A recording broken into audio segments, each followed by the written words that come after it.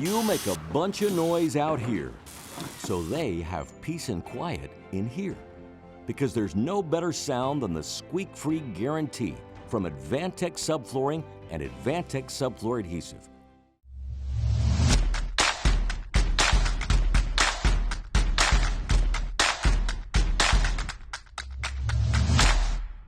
Welcome to the Unbuild It podcast. I'm Jake Bruton. Today I'm joined by my co-host Steve Baczek.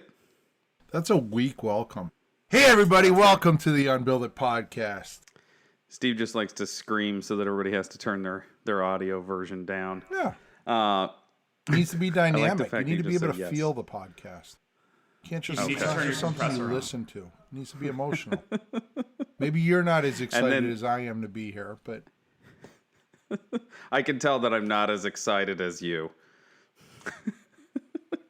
And if you were listening closely, you heard a third voice. Today we are joined by Chad Gessin. Chad, say hello. Hey guys. Chad is with First Dunes, and correct me if I'm wrong, you guys are, we'll get into the bio, but you guys are on Long Island, but the majority of the stuff that you're doing is a little further out on the island, or no? So yeah, we're on Long Island, which is a great way to say it. That's the proper way to say it, and not in Long Island. And our boundaries of construction, I usually describe as the Hudson River, the Long Island Sound, and the Atlantic Ocean, because we also build, as you can see sort of over my shoulder, we also build multifamily buildings in New York City under our other company called Chatham Development Company. And yeah, so we do build, the First Dunes name is our custom home building division, and we do build basically all of Nassau and Suffolk County, so that's the suburbs of New York City, from right there on the New York City border all the way out to the end of Montauk. Okay. So for those of you that are unfamiliar with the area, it's the little dangly bit below New York City that runs east-west, right? And that's a good way for the little geology lesson that we all learn here on Long Island in fourth grade is that we're just all of the spoils of the glaciers moving across North America and melting and depositing rocks and sand, and that's what we live on. That's funny. Okay, so give us your glacier backstory. trash. We're glacier trash for sure. I feel like glacier trash is more of an insult than anybody could ever expect it to be. Ironically, I feel like if somebody yelled that at me in traffic, I would have a bad day. Ironically, there's a project that we had done in a central Long Island called a village called North Hills, and we referred to the soil we would excavate under the foundations as North Hills Gold, which means that it is just completely silty clay soil that is undrainable. And yet if you go 5 miles away and you dig a hole in the ground, you will pull out construction grade sand. And that's kind of the conditions that we deal with out here. It just varies a bit because it's just whatever washed off the glacier. Again, every time I talk to a builder in another market, I think, man, I've got it easy. Like our soil tests are all the same. Where we dig, there's either a little bit of rock or no rock. Like I have it very easy in the sense of what my job entails from a site standpoint and like clientele. So I always you're reiterating my love for where I build, even though I'm sure you're happy where you build. So give us how did you start in this business, Chad? What is your history with the company that you're with? So my company is a family business that is my father, Harvey, my sister, and myself. In the generation before that, my parents who are divorced now, my mom and my dad in the 70s transitioned my grandfather's electrical business. So they were electrical contractors in New York City, commercial construction, and they did that and they moonlighted as small building developers in Manhattan in the 70s. Building, 25-foot wide, 10-story, brick and Q-deck buildings that they turned into co-ops and condos. My grandfather before that got his start in the trades out in Reading, Pennsylvania, converting gas piping inside of houses to electrical conduit to illuminate homes. So my dad, primarily is the foundation of the business. And the long and short of it is, there was a pretty major recession in the end of the 80s. And my dad had a really nice run at that prior to that, building multifamily buildings in Manhattan. and the market just dissolved. It was like kind of like the recession of the '08, where it was everybody was flipping and specking and all this stuff. And my dad didn't do much for 2 years, but he didn't get injured. He made money in that market and sort of sat on his butt. And he was a builder developer and just was sitting waiting for something to happen. And bankers started coming to him that he worked with and said, oh, there's this project that we own now that's 800 houses in Long Island, and this other one, and we lived in Long Island. And they said, why don't you take these over? And my dad was like, I've never built a house before. And they said, well, if you can build an apartment building, you can definitely build a house. And the developers of these projects who are builders, they have no money, but they will stay with you and show you what to do. And so my dad had a run in the 90s with two partners in a company called Island Estates, where they built a few thousand, production homes of, a couple thousand square feet, and pretty basic $200,000, $300,000 homes in the heyday of Long Island's growth. And there was a period of time when there was a split made where my dad, wanted to go down the luxury route and his partners wanted to stay in that production. And my dad sort of says, my dad really can't he can't build a bad house. And it's a problem if you're trying to sell a house for $200,000. And what he would say is that, I can't have my profit margin depend on whether I lost a box of nails or not. And that was really the transition. And so as it would happen over time, we got into building custom homes for clients, and that was a very small part of our business, and most of it was buying land, whether it be a house that we knocked down, an old house, or a piece of blank land, and building a custom spec home, and then marketing that and selling that. And we've done a ton of that since 2002 in an area in West Hampton called West Hampton Beach, Long Island, on the Barrier Beach, that was destroyed due to some really bad governmental planning of jetty systems. And I know I'm talking on a lot here, but basically what happened is a 4-mile stretch of land that got completely eviscerated over the course of 25 years of erosion, because the Army Corps of Engineers stopped short of the last 2 jetties and left this last piece of the barrier in Southampton, the town of Southampton, exposed. And a series of nor'easters took out about 3 miles of the land and about 200 houses. And these people ultimately seceded from the town of Southampton, created their own village to sue the state of New York and the federal government and the county. And ultimately, the Army Corps of Engineers stepped up to the plate and settled it by saying, everybody, you lost your houses, but we'll put the land back for you. And when that happened, my dad, in that quiet period in the 90s, had bought a marina across the bay from this area, and to be a nice guy, was providing people rides to go to their houses that they couldn't get to, that were floating in the ocean, to get their stuff. And so he was familiar with this. And when it started to get rebuilt, he was like, oh, maybe I can make some money there and buy some lots. And so he came out and he started building houses there. And he was late to the game. There's some other people there.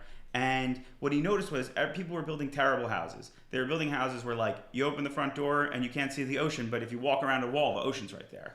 And then they're building houses elevated on pilings 12 feet up, where the entire underside of the first floor system is insulated with fiberglass bats, but open to the air, and all the plumbing is in there. So every one of these people has a broken pipe in October. And so my dad started to buck against the trend, as he always did, and came up with some crazy methods where all of our piping for the first floors, even though we build these houses airtight now, is in the ceiling of the first floor anyway, because we just don't do it. We don't mess around like that. And he, elevated the market over years. And I stepped into that business when I was 17. I was driving out there for a paycheck, being a handyman, fixing locks and, hanging plywood under these houses and using the early versions of canned spray foam. True story, actually. They didn't originally make canned spray foam that was meant for installing overhead. They just made one kind. And they would give me these cans and have me, do the joints of the plywood. And I was rough shaven like this, and it dripped on my face. And we had no acetone or nail polish remover. And so within about 10 minutes, I had a sheen of spray foam adhered to my face that I had to go to the hospital and have removed. So but the point is that I put my labor into making sure people's feet were warm in these houses in the winter. And, that's basically our whole story to where we come. And I guess now what we've sort of transitioned into, especially with, the past several years, we've hit a flywheel effect where we're building much nicer houses, much more energy efficient houses, much more comfortable houses, much more durable houses.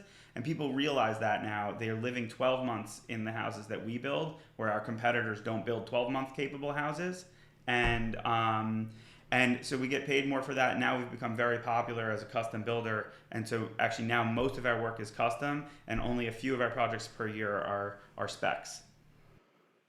So can we say the moral of the first Dunes story is that if as long as you push to do things better and you continually get better, people at some point will notice and they will pay for it, and you will be more successful than some of your competitors because you're doing things the right way.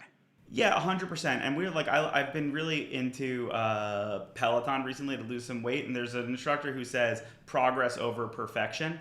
And I think that that's a really big deal with what we're trying to do, which is like, I built a house one way in 2019 and like learned some stuff from it. And like, it may have not been wrong, but as Mike Gerton says, like I like wake up in 2020 and I'm like, I probably need to change the name of the company, but at the same time, it's like, it's not a mistake. It's just different, and it probably works.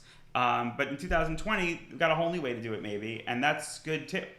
And getting paid for like what we all do, like good quality construction that we care about, honestly, it's not important to me about getting paid for that, frankly. I am going to do that whether I'm getting paid more or less than somebody else, because I don't come to work to make money. I come to work to like learn, build nice stuff, and also know that like we give a lifetime warranty on stupid. That's what I always tell people. So like we try to not be stupid, and if we are stupid, then we own it.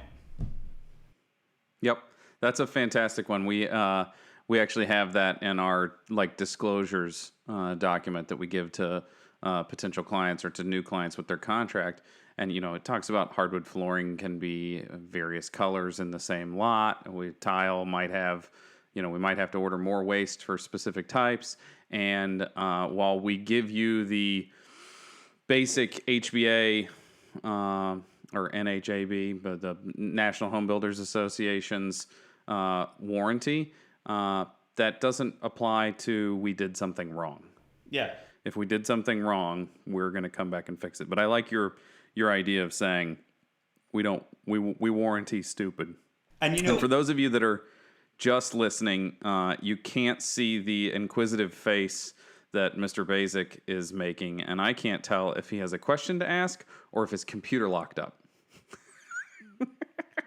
And now he just sits there. He lingers. Okay, so then you've been with the company solid since 99? I mean, I went to college in the period from 2000 to 2004, but every summer over college, that was my summer job, was, progressively from handyman then to like permit expediting. I didn't step into a supervision role until 2005 when I graduated.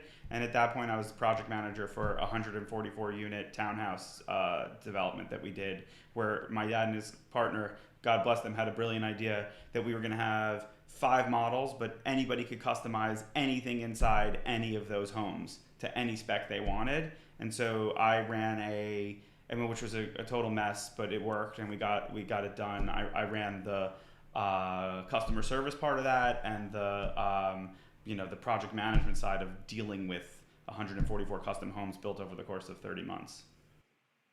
Goodness. I'm glad I don't have to project manage 144 custom homes over my entire career, probably. I mean, the good thing that we have is that, like, I'm super lucky. Like, we don't have any employees. We have one new employee who's working with us for just a year. But, like, my super, one of my supers has been with my father for 41 years. And another one of our supers has been with us since he's 16 and he's 39. So the good thing is that my guys in the field, it's a situation where it's like, they don't need a lot of project management. They need you to just tell them what they're building and leave them alone and answer their questions. I feel like if I were to go back to bags on, I could probably do you give me the appropriate amount of information, I'll call you when the house is done by myself. Just being the on-site guy, but man, I wish I had that in reverse. I wish that I had even our team that we feel like is very well put together, and the people that we've worked with over the last 5 years. It still is. It's still babysitting sometimes. I'm sure you have babysitting sometimes too. Oh yeah, for sure. We're doing a thing. We're on a journey the past year. We have been like we did a crash course in bringing Builder Trend into our business this year, and like we're actually going through Builder Trend on-site consulting this month, and we have our on-site next week, and like the difference of the quality of experience we're providing to the customer, and also the lifestyle that my supers are living with, like less stress by bringing a really great project management layer into there. It's fantastic. It's great. And ironically, I used to hang up on Builder Trend every time they called me for like 8 years. So we've been using it for a while now too, and we have a new hire that's starting in the next couple weeks. And I was very happy yesterday when I was like, hey, before you come by the office today to pick up all the paperwork I need you to fill out, I need you to go ahead and sign up through the Builder Trend link that I sent you and download the app. And he was like, oh no, I got it already. And I kind of just like paused for a second, and I was like, does the company that you work for now use it? And he was like, yes. And I was like, okay. I've had so many onboarding conversations with project managers or carpenters over the last 4 or 5 years that we've been using online software where they're like, how do I put that on my phone?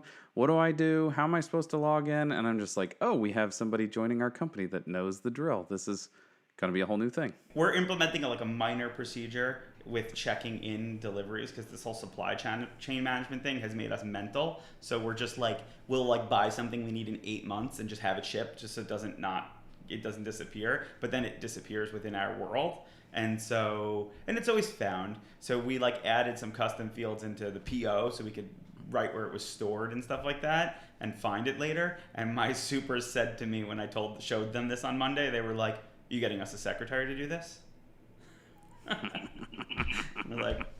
you're like, nope, but I am paying you for the time that you spend doing this. Actually, what I said was, since you don't work on Saturday and I do, and we hang up a lot of bath hardware on Saturdays, because that's what I do with my laborers, I was like, I won't call you on Saturday at 8 a.m. because I can't find something, because it'll be in Builder Trend and we'll know where it is.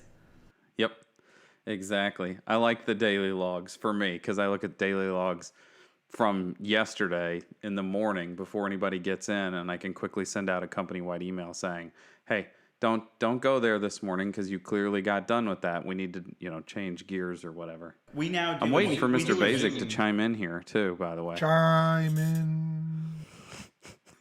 So I'll pull Steven here. So I was saying offline that we were really I was really super inspired by a design Steve did to like hang a balcony off the side of a house and thermally and durability separate it, because one of the things we see on these coastal homes that are like oceanfront, you'll see so much that the architects will just be like, oh, you want a balcony? So let's take a 20-foot LVL, hook it up, with some Ticos to the LVL going perpendicular in the middle of the house, and stick 5 feet of those through the exterior wall. And like, it's always been our policy that we won't do it.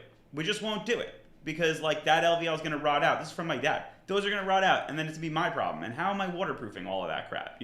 Where it's going to get wind-driven rain crap and all that. So, we've had a solution for that. And then I had a client. I saw Steve's video, and a client. We were taking a house that we kind of built before on spec and like basically duplicating it. We had a similar lot that they wanted, and we were gonna take that house and just customize it for them. And one of the things they wanted was up on the 3rd floor of this house, so like at elevation 35 above sea level, with full direct ocean exposure. They wanted me to give them a 5-foot deep by 20-foot wide balcony with a 4-panel sliding glass door. And I'm like, I really don't want to do it. I was like, because like I could do everything right, and this could still become a problem for me. And it's way up in the air, and how am I fixing this? And then I had seen Steve's video, and I'm like, this is not that bad. We can do this. So we because we had rigging issues, because I have behind me dunes that I can't bring cranes on, and this house is so tall that like to lift over the top of it would have been super expensive. So actually the way we re-engineered your design was we made it all up out of 3/16 stainless steel flitch plates essentially. So I had my steel fabricator fabricate all the steel structure as a kit, with the spec that no one piece could weigh more than 150 pounds. And and we basically hung the steel up on the structure. So we did similarly what you had designed, where there's LVLs, king studs in the wall.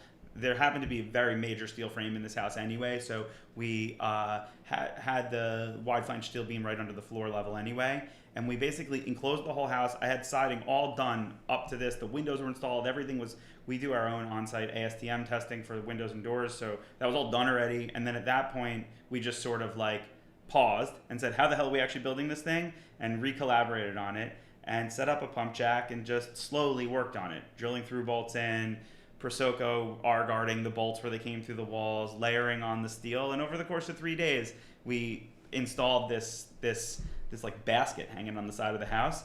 And ironically, we have 2 balconies that are column supported on the second floor that are the same width and depth. And when you walk on them, they're all springy. And when you walk on this one, it's just like solid as a rock. But what's awesome about it is that I know that like if it's ever a problem, I can just peel that thing off the house with a pump jack, you know? Yeah, without having to pull siding. And I mean, any of the other benefits, it's thermally broken and all this stuff. And I have my drainage mat between all of that and my zip sheathing. And it's really cool. And I just want to, more than anything, I'll say thank you for like the culture of sharing that you guys have created or are part of, that like a great idea like that gets to get built by someone else. I always find it interesting. Architects are probably more of a criminal of this than some builders, although some builders think the same way.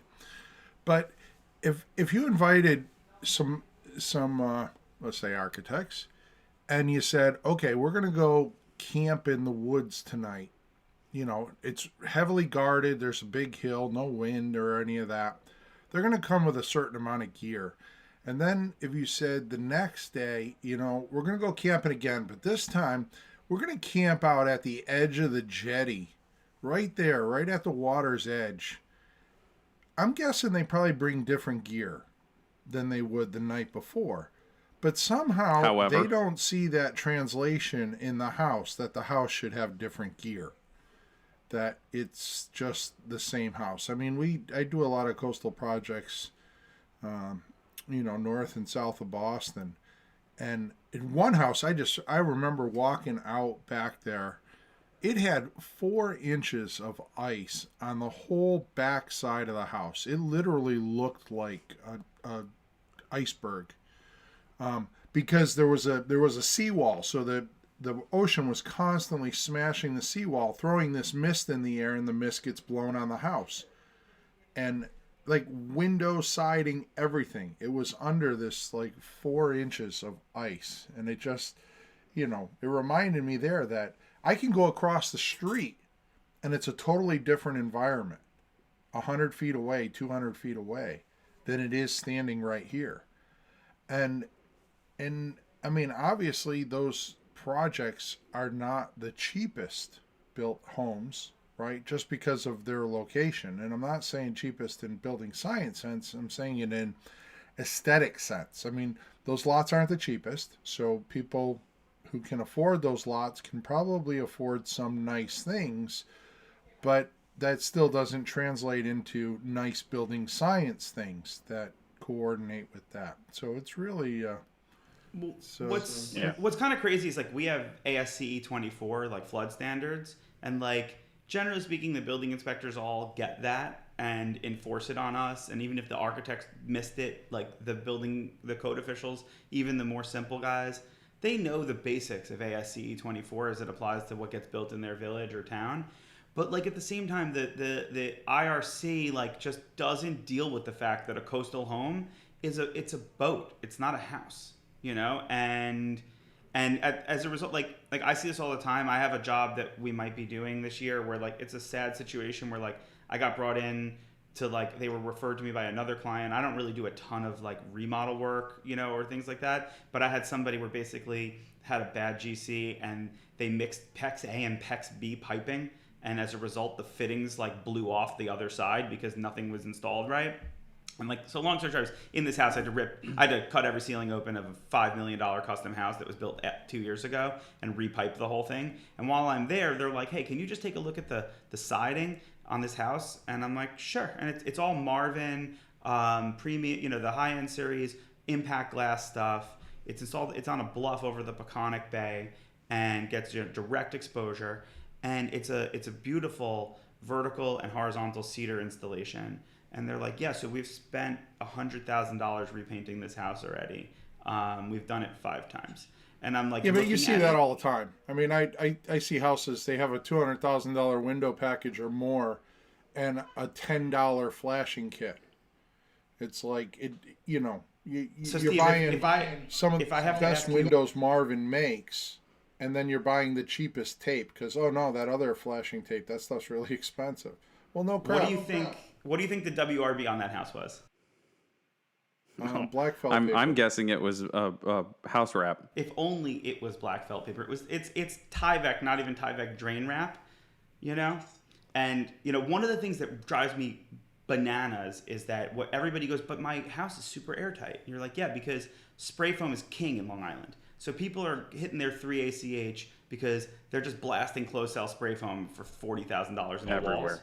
But we had a failure of a house that was Blueskin, VP 160 or 100, whatever the residential one is, installed over 3/4 plywood, and we did great numbers, like a 2.1 or whatever. Like for then, it was great numbers for us. ACH with a spray foam package, and new cedar over the top of that, and no drainage mat.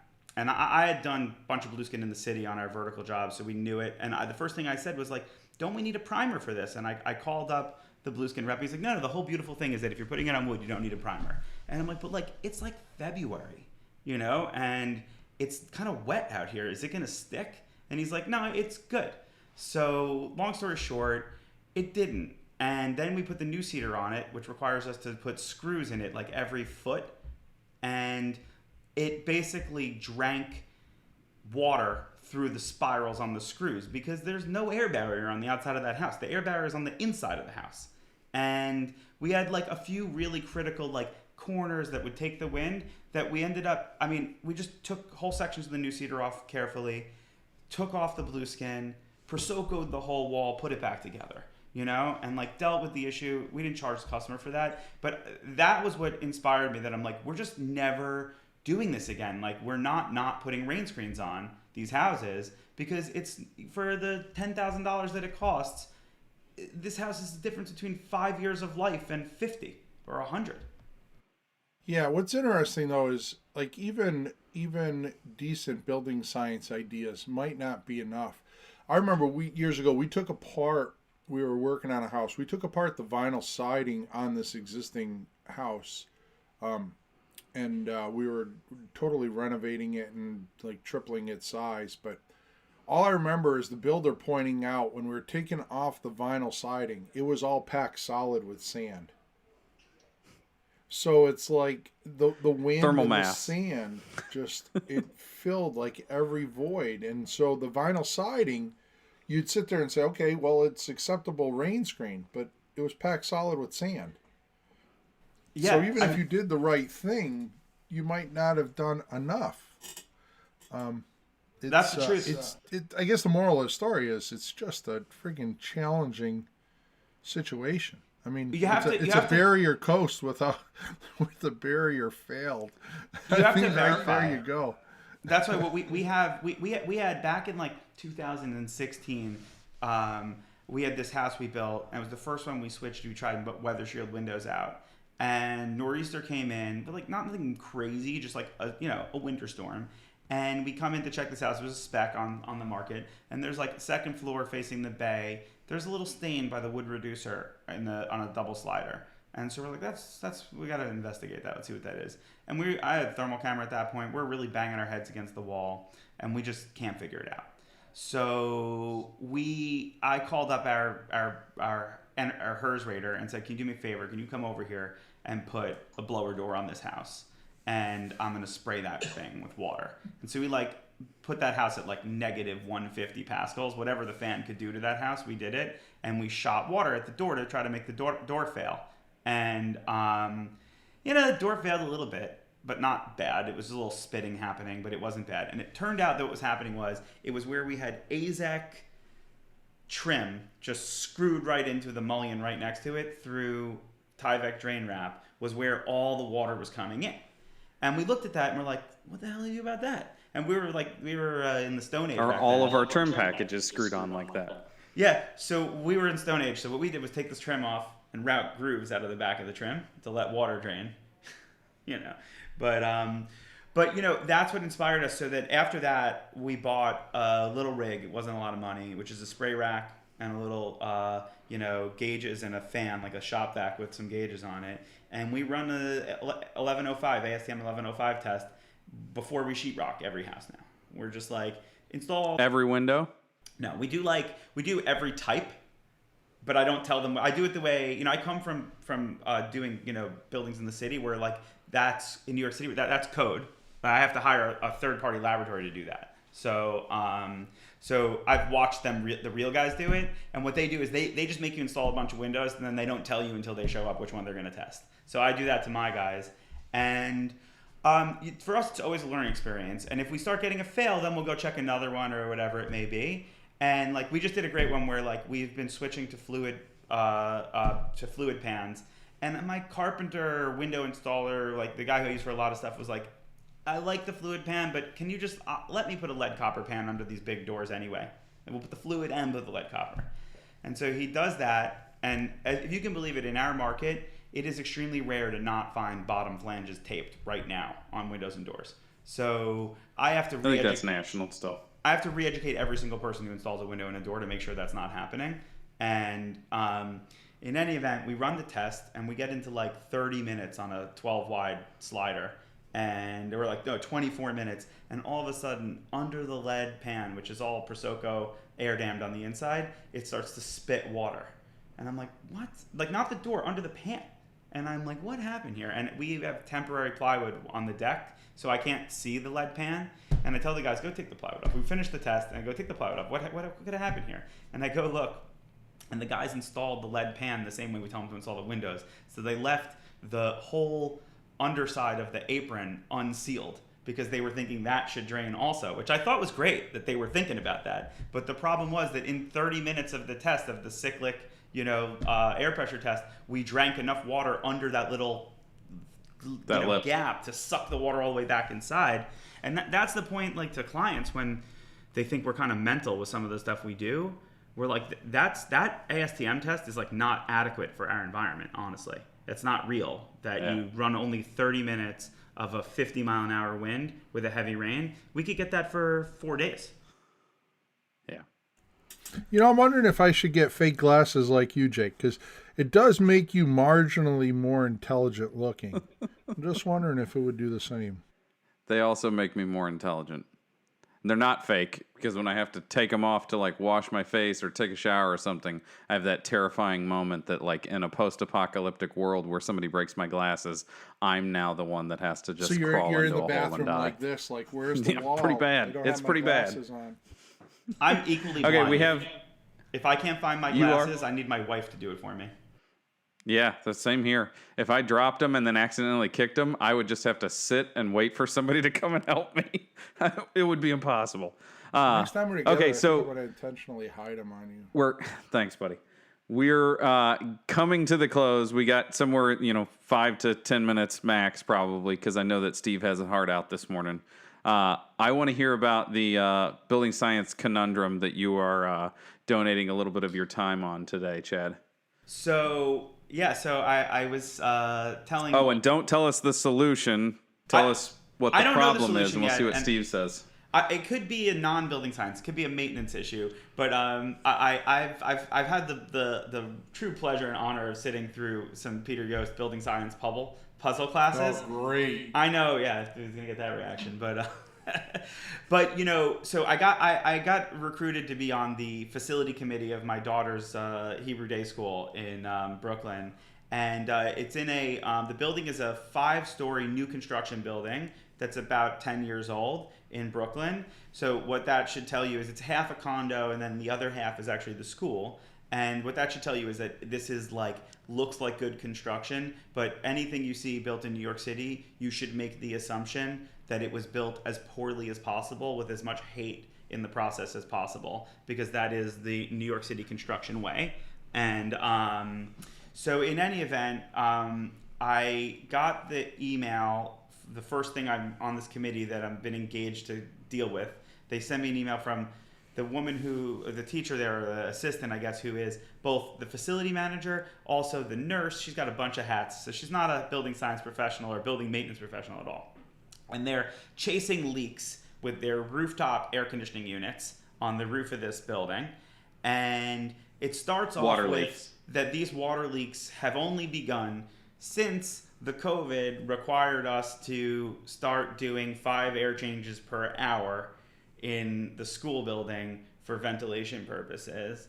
And I've been advised that the compressors only have 5 years left on them and all this other stuff. And they've run actually what's a pretty good set of preliminary investigation before I got there, which is that she and the roofer have been tarping one unit at a time. They couldn't even figure out which one it was for a while, because I don't know why they couldn't figure it out. So in any event, they've been over time putting a tarp over the unit, waiting a few weeks, and then figuring out which one was the leaker. So they figured out one's a leaker, and they don't know why. They don't know, is the pan inside it rusted? Is there something else going on? So the first question I had in my preliminary was, when you say 5 air changes per hour, what do you mean by that? Like, how have we determined that we're doing that? And we might be bringing the air in, but are we letting any out?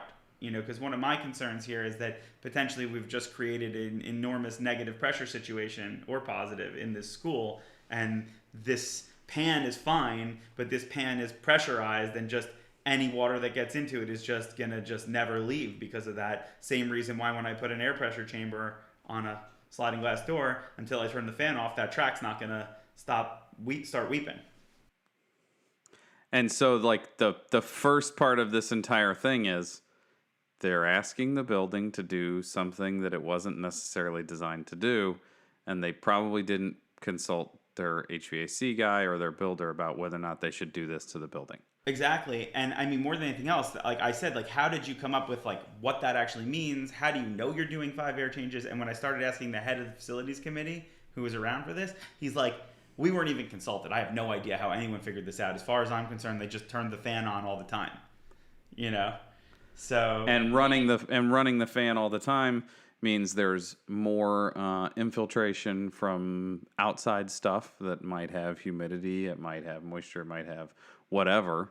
I didn't want to be a smart ass. But their idea is dilution. Yeah, I guess I didn't want to be a smart ass, but code when that building was built in New York City was that the building itself only had to be airtight to 6 air changes per hour. So the reality is you technically probably don't have to do anything to achieve 5. But that said, has anybody blower door tested the building? The building's a little too big for the equipment we have, but I have the instant solution in here, which is that New York City, and one of the reasons I've sort of pulled out of doing it is because it's become layers of complexity that are unnecessary. And as I was explaining, not so politely, there's no value on a good builder in New York City anymore. The value is on a cheap builder only. And so that's just not who I am, and I don't really want to do it. But like, this building's big conundrum, why they triggered to us, is that they were just going to deal with it themselves and bring a little crane over. The building's only 5 stories. Pick this thing up so someone could look underneath it and see what's going on. But they can't do that because there's a subway there, and there's a new rule after a crane collapsed 3 years ago that you have to have MTA approve any use of any boom, any type of hoisting equipment, which the preparation of the documents costs about $40,000 for that. So because the crane could create point loading issues above their substructure. Correct. See, those glasses are working for you. You're wicked smart with I've done this before. We did a building. This little toy right here. This building we built over here is supported on 155 micropiles that are, the closest one is 4.5 feet from a 19th century subway tunnel. And I had great friends now with a MTA inspector who had What's a micropile? It's a concrete. It's a pile, but smaller, Steve. What it was it's a drill. It's essentially a caisson. It's basically what we had 2 different types for the MTA side. Within the MTA's influence line, which is like a 2-to-1 slope from their foundation, we had to do a different method than where we did on the rest of the site. But basically, the way it worked is we took a used oil pipeline pipe that had teeth cut into it, and they hook it up to an Italian rig that basically you pump water into the center of that tube, you spin it with a hammer drill, and you drill it down 75 feet. And then you drop a single threaded bar that's like a 2-inch diameter into the center of that. And then you sort of straighten that out, and then you pump grout in there. And for the MTA, you have to use retracted casing because they're worried about you blowing concrete through their wall. So in that case, once you put the grout in, you hook the machine back up and you back the casing out to reveal the bearing area of the column. Because we were located we had like a stratum of like good soil, and then we had peat, and then we had good soil. So we had to disconnect the building from the peat and the stuff above it. So we had a 25-foot casing that remained. The micropile, Steve, technically is really cool technology out of Germany, where the much faster way to do it is you drill in your casing to disconnect you from the bad stuff, and then you drop that same threaded rod in, which that has a drill bit head on it with jets in the head of it. And as you drill, you pump grout at the same time, and it's like a cowboy operation. You're just like, you cannot hit, if you hit a boulder, you just got to drill harder. Otherwise you got a problem. You got to rinse out all that grout. So you just drill down your 75 feet while injecting concrete cement, grout at the same time. And then when it's done, you just chill. Make sure you keep flushing the thing out to get good rich mix. Take your samples. You're done. Move on to the next one. Interesting. Okay. Well, this was enlightening, and I'm going to call this an introduction. Chad, are you going to IBS this year? I am, yeah. Okay. What's sure you IBS? connect with... That's Steve's favorite joke, because the first time that I went to IBS, he said, "Hey, are you going to the Builders Show?" And I was like, "I don't know what that is." He was like, "No, the Builders Show in Vegas." And I was like, "Yeah, buddy. Explain." He's like, "No, it's, IBS." And I was like, "Dude, you're going to have to use different words or something." So he picks at me when we talk about IBS that, like, I had no idea what it was before I went the first time. And I only went because Steve was like, "You should go. It'll be fun." And I was like, "Okay." We used to go, my dad's pattern used to be, even if it was Vegas, that my dad doesn't like staying out of the house, so we would fly there in the morning on a 5 a.m. flight, do the show, walk 10 miles, and fly home. But that day. But now there's a nice community of people around, and I like to hang out a little longer, so he might do that, but I'll be in Florida for a few days this time. Okay, well, make sure you connect with us. Chad, plug your IG as well. You have 2 different ones, correct? Yeah. So I'm at Chad Guest. That's ChadGess, and then also we're at First Dunes. First Dunes, the way it sounds. Okay, they're a good follow, especially Chad's personal page with the stories and everything. It's good stuff, man. And I want to thank you guys just real quick. Thank you for having me, and also for the community you guys are a part of and built, because very inspirational, and you're doing good things for both the clients and the builders. So it's a great thing, and thank you.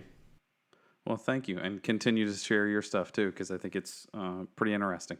We always talk about exposure and risk and all these things, and we always use if you're building on the shoreline analogy, as you're going to have to do a better job.